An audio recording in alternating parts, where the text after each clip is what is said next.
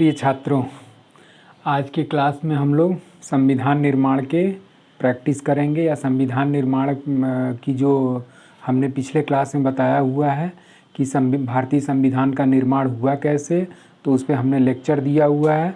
और आज की क्लास में उसी संविधान निर्माण पे किस किस टाइप के क्वेश्चन भिन्न भिन्न परीक्षाओं में पूछे जाते हैं, आज उसी के लिए हम लोग चर्चा करेंगे।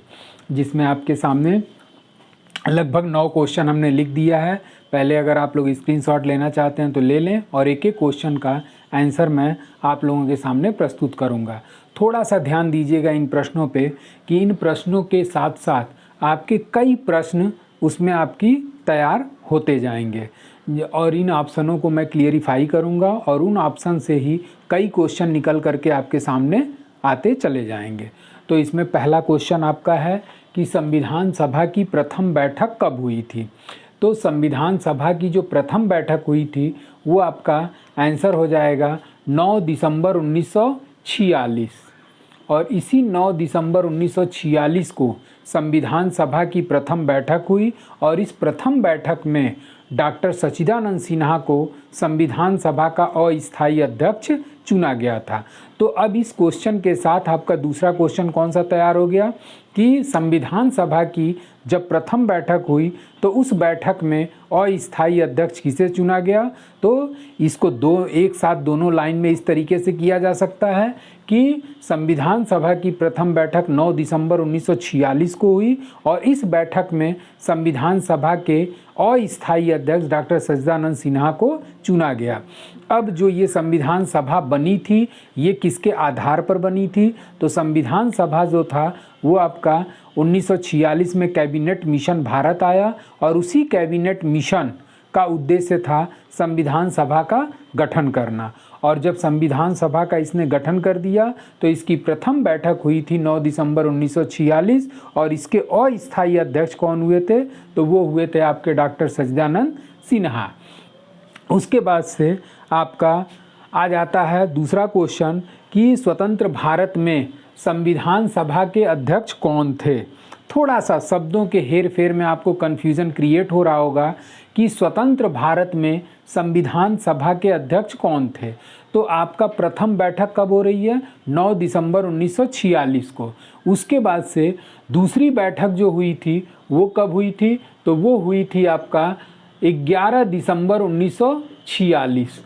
और जब दूसरी बैठक 11 दिसंबर 1946 को हुई तो इस दिन संविधान सभा का स्थायी अध्यक्ष डॉक्टर राजेंद्र प्रसाद को चुना गया। और यही डॉक्टर राजेंद्र प्रसाद जब 15 अगस्त 1947 को भारत आज़ाद हुआ तो डॉक्टर राजेंद्र प्रसाद स्वतंत्र भारत के संविधान सभा में अध्यक्ष के रूप में कार्यरत थे। तो स्वतंत्र भारत में संविधान सभा के अध्यक्ष थे डॉक्टर राजेंद्र प्रसाद, और इस डॉक्टर राजेंद्र प्रसाद को किस दिन चुना गया था, तो ये दूसरी बैठक जब हुई थी आपका 11 दिसंबर 1946 को, तो उसी दिन डॉक्टर राजेंद्र प्रसाद को स्थायी अध्यक्ष चुना गया, और ये स्वतंत्र भारत में संविधान सभा के स्थायी अध्यक्ष के रूप में चुने गए। तीसरा क्वेश्चन आ जाता है कि संविधान सभा में शामिल कुल सदस्यों की संख्या कितनी थी। तो संविधान सभा में शामिल कुल सदस्यों की संख्या 389 थी। अब इस पर कभी कभार क्वेश्चन पूछ देता है कि इस 389 में कितने कितने कहाँ से चुने गए थे। तो इसमें आप चाहें तो 3 डाटा बना सकते हैं, 3 कॉलम बना सकते हैं। इस 389 सदस्यों में आपके जो 292 सदस्य थे, 292 सदस्य ये कहाँ से चुने गए, तो ये चुने गए थे ब्रिटिश प्रांत से। मतलब जो ब्रिटेन के अधीन जो भारतीय प्रांत थे उन ब्रिटिश प्रांतों से कितने सदस्य चुने गए, तो ये चुने गए थे आपके 292। उसके बाद से 93 सदस्य जो चुने गए वो कहाँ से चुने गए, तो वो देसी रियासतों से चुने गए थे। भारत में जो छोटी छोटी देसी रियासतें थीं उन रियासतों से 93 सदस्य चुन करके संविधान सभा में शामिल हुए थे। अब बच गया 4 सदस्य। तो ये 4 सदस्य जो थे, ये 4 सदस्य आपके चीफ कमिश्नरी से चुने गए थे। और ये चीफ कमिश्नरी कौन कौन सी थी, तो ये चीफ कमिश्नरी के रूप में आपके चार राज्य शामिल थे और वो था आपका ABCD। अब ये चार जो अल्फ़ाबेटिकल अक्षर आए, इसी चार अल्फ़ाबेटिकल अक्षर से चारों चीफ कमिश्नरी का नाम निकल करके सामने आता है। और ये जो चीफ कमिश्नरी के संबंध में है, इस ABCD का डाटा अगर आपको पढ़ना होगा तो हमारी जो क्लास की वीडियो है संविधान का निर्माण, और उसी संविधान के निर्माण में आप इसका स्पष्टीकरण देख लीजिएगा कि what is the meaning of ABCD। ये चीफ कमिश्नरी में ABCD में कौन कौन चीफ कमिश्नरी शामिल हैं, इसको संविधान निर्माण वाले में आप लोग स्पष्टीकरण ले सकते हैं। संविधान सभा में उद्देश्य, अगला क्वेश्चन चौथा आपका है कि संविधान सभा में उद्देश्य प्रस्ताव किसके द्वारा प्रस्तुत किया गया। तो संविधान सभा का जो उद्देश्य प्रस्ताव था वो जवाहरलाल नेहरू के द्वारा प्रस्तुत किया गया, और इसी जवाहरलाल नेहरू के द्वारा 13 दिसंबर 1946 को 13 दिसंबर 1946 को इस पर भी क्वेश्चन आ जाता है कि संविधान सभा में उद्देश्य प्रस्ताव जवाहरलाल नेहरू के द्वारा कब प्रस्तुत किया गया। तो 13 दिसंबर 1946 को पंडित जवाहरलाल नेहरू के द्वारा उद्देश्य प्रस्ताव प्रस्तुत किया गया, और यही उद्देश्य प्रस्ताव को स्वतंत्र गणतंत्र की जन्म कुंडली कह करके संबोधित किया गया। तो इस तरीके से इसमें भी आपके दो क्वेश्चन शामिल हो गए कि उद्देश्य प्रस्ताव किसने प्रस्तुत किया, तो जवाहरलाल नेहरू के द्वारा, और किस तारीख को प्रस्तुत किया, तो 13 दिसंबर 1946 को नेहरू ने उद्देश्य प्रस्ताव प्रस्तुत किया था। अब आपका आ जाता है पांचवा क्वेश्चन, और ये पांचवा क्वेश्चन है कि 15 अगस्त 1947 को संविधान सभा में उपस्थित सदस्यों की कुल संख्या कितनी थी। तो 15 अगस्त 1947 को भारत क्या हुआ था, आज़ाद हुआ था, और जब भारत आज़ाद हुआ तो इस आज़ादी के समय 389 में से कुल कितने सदस्य शामिल थे। तो इस 389 सदस्यों में से कुल सदस्यों की संख्या 299 थी। ठीक, तो 15 अगस्त 1900 मतलब 389 सदस्य उसमें शामिल थे, और उस 389 में कुल सदस्यों की संख्या 299 ही उपस्थित हुए थे। बाकी जो थे मुस्लिम लीग या अन्य जो भारत से अलग राष्ट्र पाकिस्तान का उदय हुआ, तो इसी पाकिस्तान के उदय के पश्चात इतने सदस्य उपस्थित हुए थे। अगला क्वेश्चन आपका आ जाता है छठवां क्वेश्चन, और वो छठवां क्वेश्चन कौन सा है कि कौन सा कथन संविधान सभा के संबंध में सही नहीं है। अब ये क्वेश्चन थोड़ा सा कंसेप्चुअल बेसिस के आधार पर कहा जा सकता है, क्योंकि इस टाइप के क्वेश्चन जो होते हैं वो एक तरीके से आपके ग्रेजुएशन लेवल की परीक्षाओं में पूछे जाते हैं। PCS वगैरह में क्वेश्चन पूछता है, MP PCS हो गया, UP PCS हो गया, राजस्थान PCS हो गया, NDA वगैरह हो गया, जो थोड़ा लेवल हाई की परीक्षाएं होती हैं वो इस टाइप के क्वेश्चन को पुटअप किया जाता है। और इस टाइप के क्वेश्चन को तैयार करने के लिए जब तक आपका डीपली या थारो स्टडी नहीं रहेगा तब तक ऐसे प्रश्नों का उत्तर आप देने में सक्षम नहीं होंगे। और बाकी जो इस टाइप के क्वेश्चन हैं वो वन लाइनर टाइप में जाने जाते हैं, और ये वनडे की परीक्षाओं में इसी टाइप के क्वेश्चन पूछा करते हैं। तो अब इस तरीके से छठवां क्वेश्चन कि कौन सा कथन संविधान सभा के संबंध में सही नहीं है। पहला ऑप्शन यह है कि यह वयस्क मताधिकार पर आधारित नहीं था। तो क्या संविधान सभा के सदस्यों का जो निर्वाचन किया गया था वो वयस्क मताधिकार पर आधारित था या वयस्क मताधिकार पर आधारित नहीं था। तो जाहिर सी बात है कि संविधान सभा का जो सदस्यों का निर्वाचन हुआ था वो वयस्क मताधिकार के आधार पर था। यानी कि आपका ये जो पहला ऑप्शन है यही एक तरीके से गलत हो गया। फिर उसके बाद से दूसरा ऑप्शन है कि यह प्रत्यक्ष निर्वाचन का परिणाम था। तो क्या संविधान सभा के सदस्यों का जो निर्वाचन हुआ था वो प्रत्यक्ष निर्वाचन के आधार पर किया गया था या अप्रत्यक्ष निर्वाचन के आधार पर। तो ये जो संविधान सभा के सदस्यों का निर्वाचन था ये प्रत्यक्ष निर्वाचन का परिणाम नहीं था, बल्कि इन सदस्यों का निर्वाचन जो था वो अप्रत्यक्ष मतदान के द्वारा किया गया था। और उसी अप्रत्यक्ष मतदान के परिणाम स्वरूप आपके डॉक्टर भीमराव अंबेडकर जो थे वो कहाँ से चुनाव जीत करके संविधान सभा में शामिल हुए थे? तो डॉक्टर भीमराव अंबेडकर जो थे सर्वप्रथम वो बम्बई से चुनाव लड़े थे, लेकिन चुनाव वहाँ से हार गए थे और हारने के पश्चात ये बाद में पश्चिम बंगाल में एक जगह पड़ती थी जैसुर कुल्लना, और वहाँ से ये चुनाव लड़ने गए और वहाँ पर इनको मुस्लिम लीग ने समर्थन दिया, और जब मुस्लिम लीग ने समर्थन दिया तब ये पश्चिम बंगाल स्टेट से चुन करके संविधान सभा में शामिल हुए। लेकिन उसके बाद भारत पाकिस्तान का विभाजन हो गया और वो जो पार्ट जैसुर कुल्लना पार्ट था वो पाकिस्तान में चला गया। तब डॉक्टर भीमराव अंबेडकर को पुनः बम्बई से चुन करके उनको संविधान सभा में शामिल किया गया। तो इस तरीके से यह प्रत्यक्ष निर्वाचन का परिणाम न होकर के अप्रत्यक्ष निर्वाचन का परिणाम था। तीसरा ऑप्शन है कि संविधान सभा क्या बहुदलीय निकाय था? तो इसका आंसर है कि हाँ, बहुदलीय था, क्योंकि इसमें भिन्न भिन्न पार्टियों के द्वारा पार्टिसिपेट किया गया था। इस वजह से संविधान सभा क्या था? एक बहुदलीय निकाय था। चौथा आपका है कि यह अनेक समितियों के माध्यम से कार्य किया। तो जो संविधान सभा बनी थी उस संविधान सभा के द्वारा अनेक समितियों के माध्यम से कार्य किया गया, जिसमें आपका संघ संविधान समिति थी, प्रांतीय संविधान समिति थी, मूल अधिकार समिति थी, अल्पसंख्यक समिति थी, तदर्थ झंडा समिति थी। तो इस तरीके से भिन्न भिन्न समितियों का क्या किया गया था? निर्माण किया गया था। तो एक तरीके से ये चौथा ऑप्शन भी आपका क्या है? सही है कि यह अनेक समितियों के माध्यम से कार्य किया। तो अब इस तरीके से चारों ऑप्शन का आप लोगों ने कंसेप्ट क्लियर कर लिया।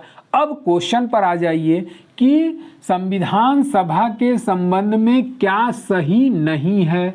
तो अब इसमें सही नहीं में आपका पहला ऑप्शन सही नहीं है और दूसरा ऑप्शन।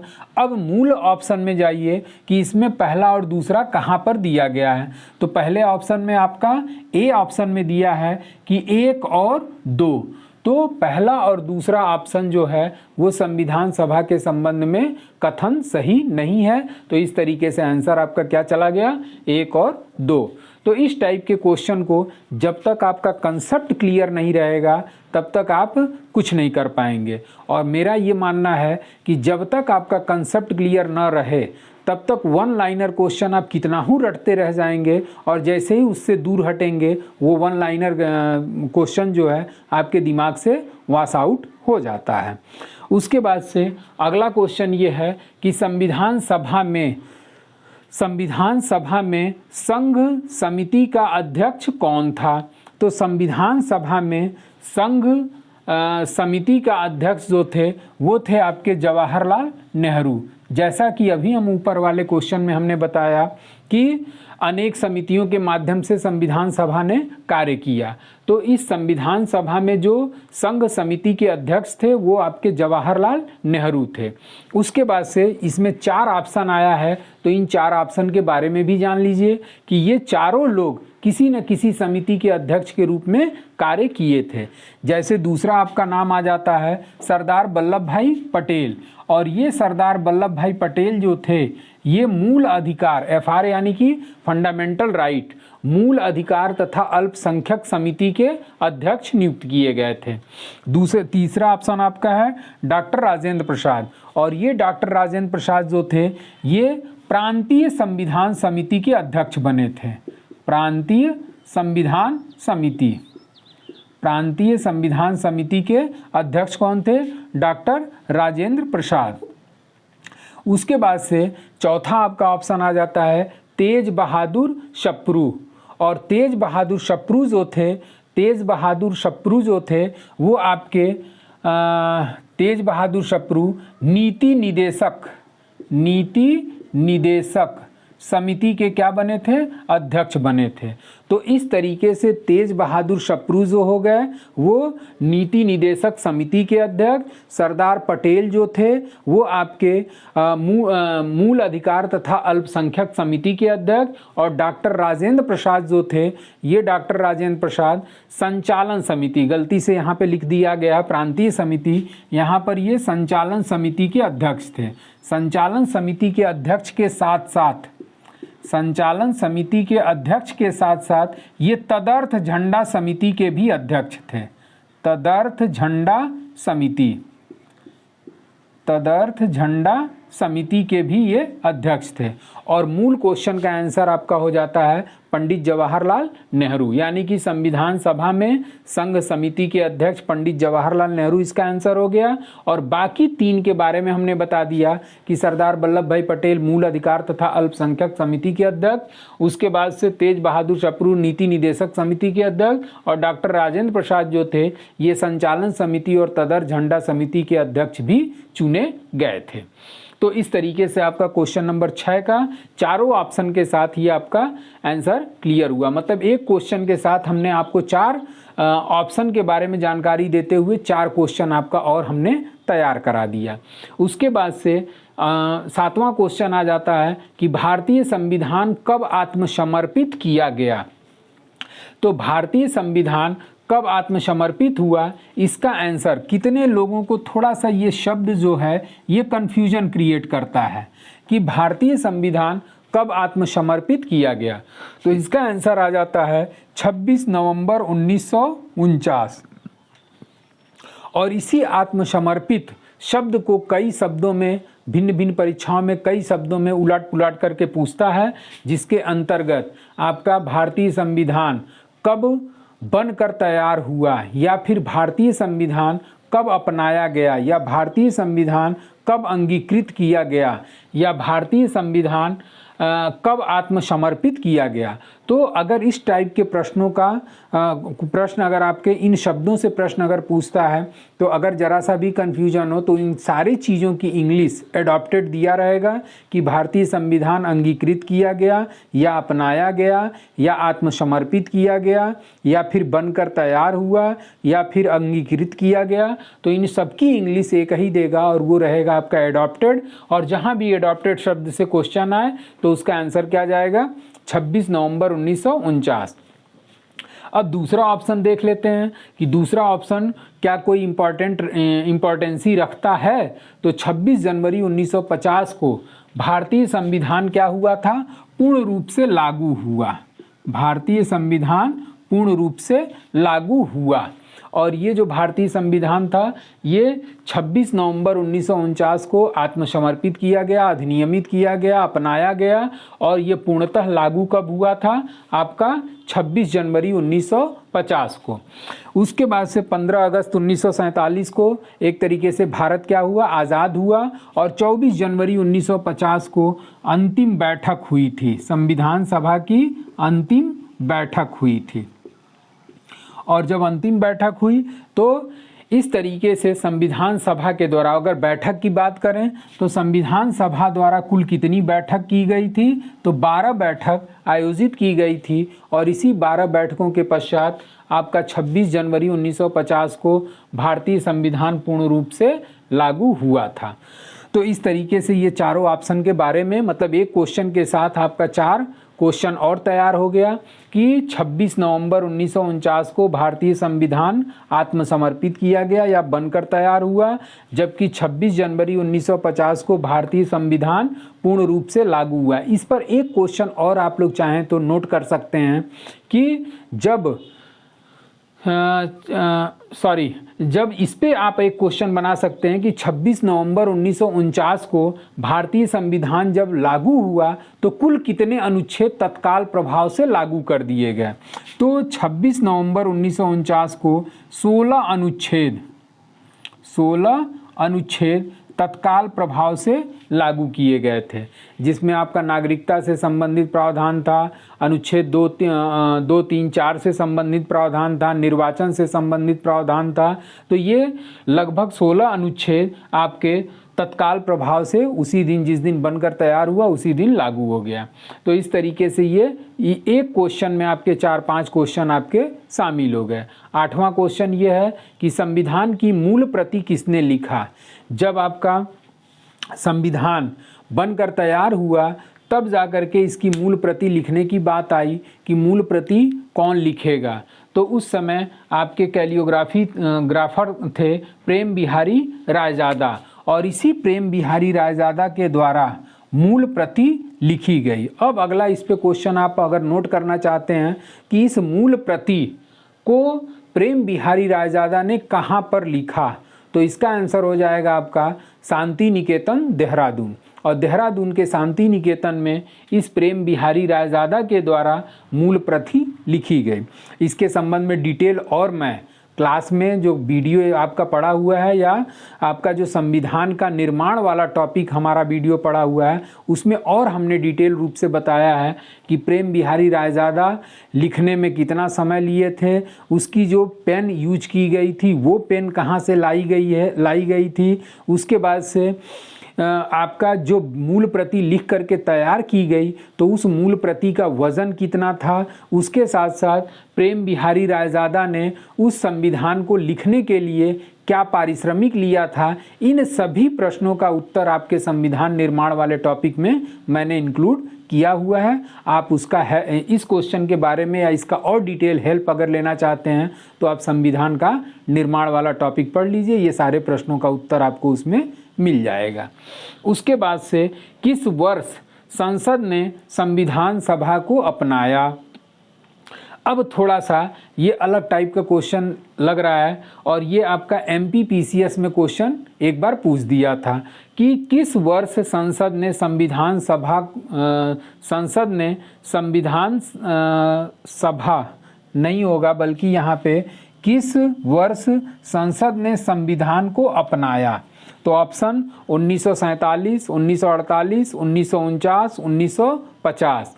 तो संसद द्वारा संविधान को कब अपनाया गया, तो जाहिर सी बात है कि जिस दिन हमारा संविधान लागू हुआ उसी दिन संविधान को संसद के द्वारा क्या किया गया, अपनाया गया। और ये संसद ने 1950 में संविधान को अपनाया था या एडॉप्ट किया था। तो इस तरीके से ये आपके 9 क्वेश्चन और आगे आपके क्वेश्चन और मैं प्रैक्टिस कराता हूँ। आपका आ गया क्वेश्चन नंबर 10, प्रश्न संख्या 10।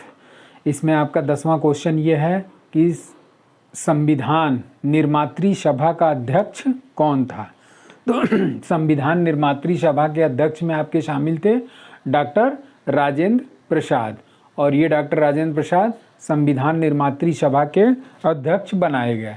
अगला क्वेश्चन ये बनता है कि संविधान सभा में पांडुलेखन समिति का अध्यक्ष कौन था।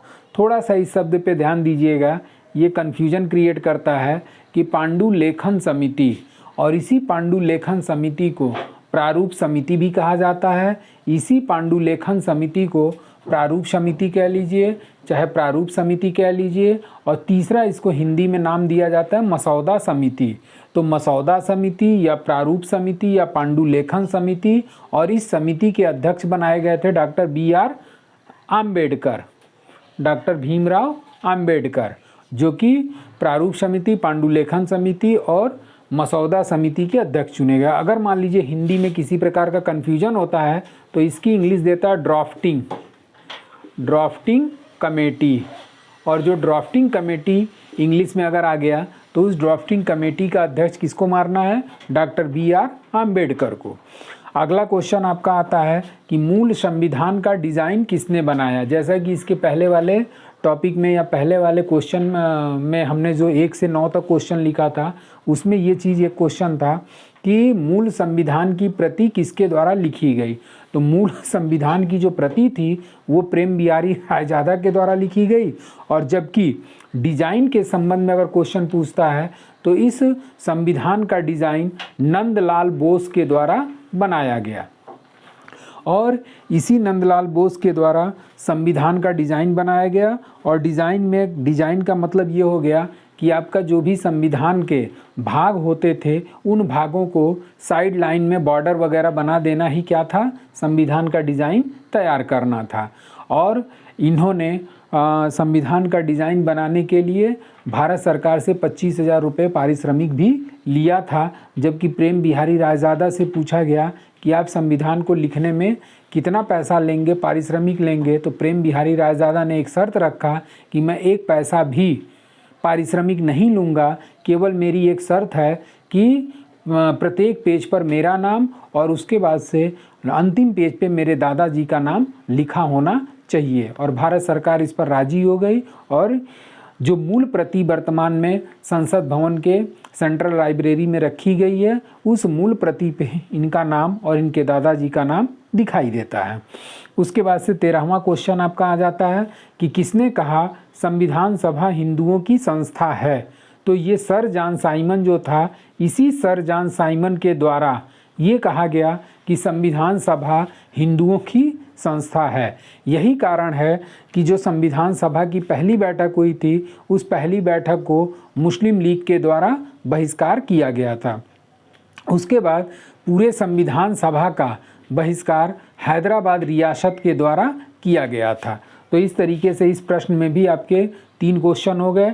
किसने कहा कि संविधान सभा हिंदुओं की संस्था है। अगला क्वेश्चन इस पे कि संविधान सभा का बहिष्कार, प्रथम बैठक का बहिष्कार मुस्लिम लीग के द्वारा किया गया। और तीसरा क्वेश्चन ये बन जाता है कि संविधान सभा में किस रियासत ने भाग नहीं लिया।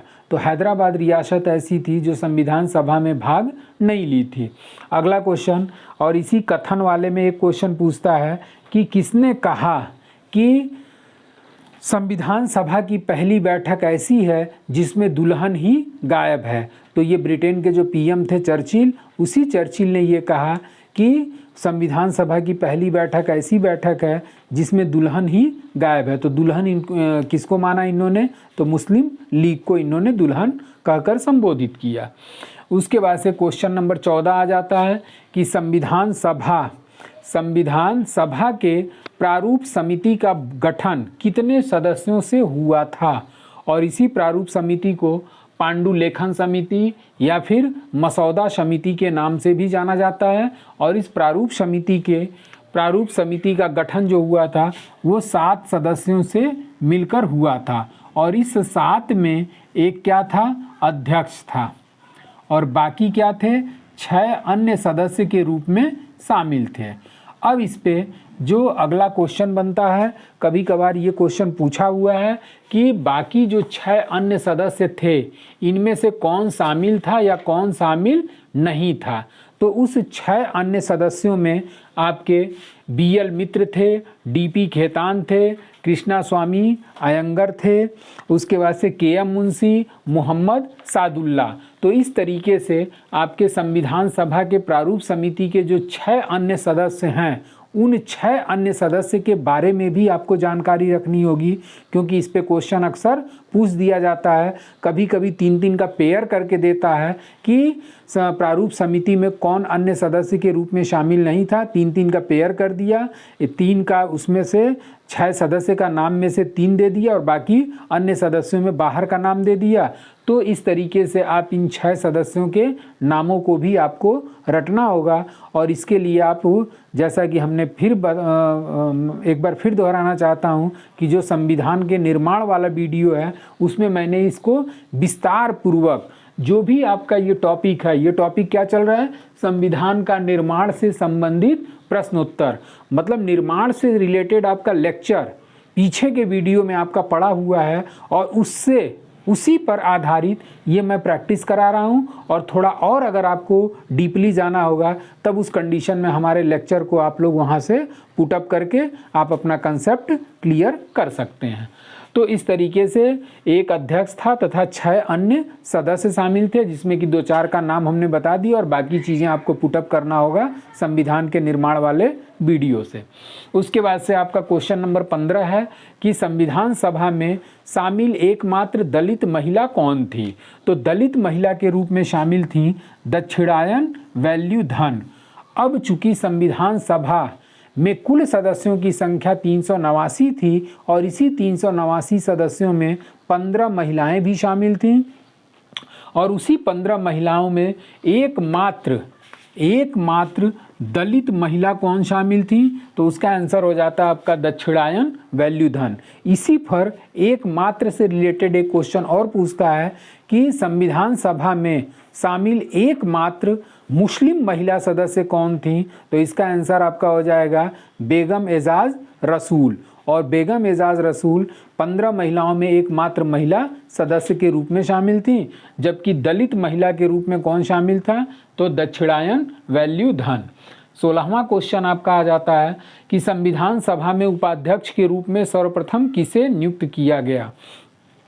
तो संविधान सभा में जो संविधान सभा की पहली बैठक हुई थी उस पहली बैठक में अस्थायी अध्यक्ष चुना गया और दूसरी बैठक जब हुई 11 दिसंबर 1946 को तो इसमें स्थायी अध्यक्ष चुना गया डॉक्टर राजेंद्र प्रसाद को और इसी 11 दिसंबर 1946 को आपका उपाध्यक्ष के रूप में भी नियुक्त किया गया और उनके किसे उपाध्यक्ष नियुक्त किया गया तो वो थे आपके एच.सी. मुखर्जी और इसी दिन 11 दिसंबर 1946 को भी बी.एन. राव को संवैधानिक सलाहकार के रूप में नियुक्त किया गया था।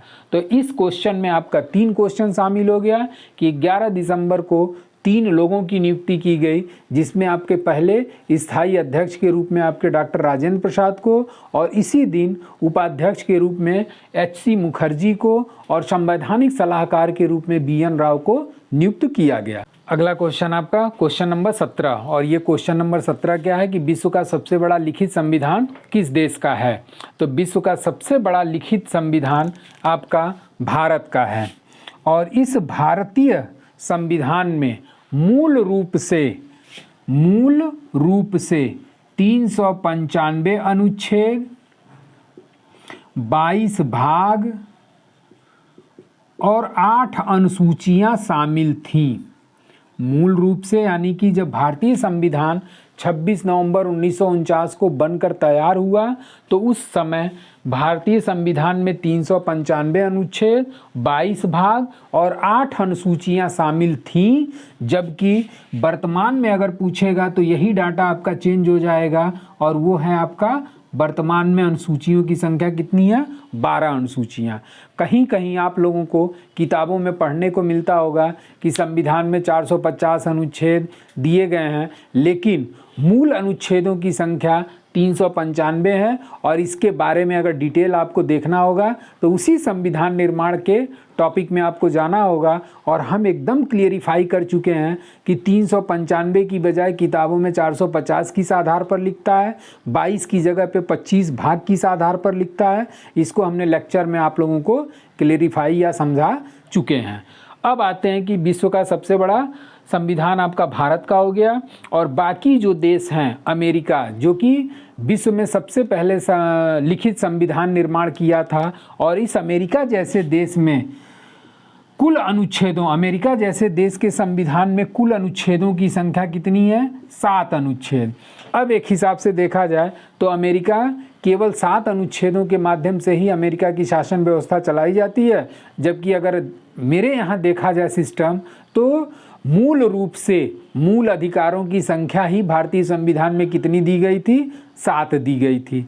मतलब 7 मूल अधिकार मूल रूप से हमको दिए गए और इस 7 अनुच्छेद में पूरा अमेरिका का संविधान निपटा दिए, अमेरिका की पूरी शासन व्यवस्था निपटा दी है। उसके बाद से आपका चाइना जो पॉपुलेशन की दृष्टि से इतना बड़ा देश है और इस चाइना के संविधान में कुल अनुच्छेदों की संख्या 138 है, 138, जबकि कनाडा के संविधान में कुल अनुच्छेदों की संख्या 147 दी गई है। तो इस तरीके से आज का संविधान निर्माण पर प्रश्नोत्तर या क्वेश्चन आंसर आपका कंप्लीट हुआ। अगर आप लोग इसका स्क्रीनशॉट लेना चाहते हैं तो ले सकते हैं। उसके बाद से अगले वीडियो में प्रैक्टिस के रूप में या क्वेश्चन आंसर के रूप में अब मैं अगले वीडियो में आपके सामने प्रस्तुत होऊंगा। आज के लिए बस इतना ही। Thank you so much.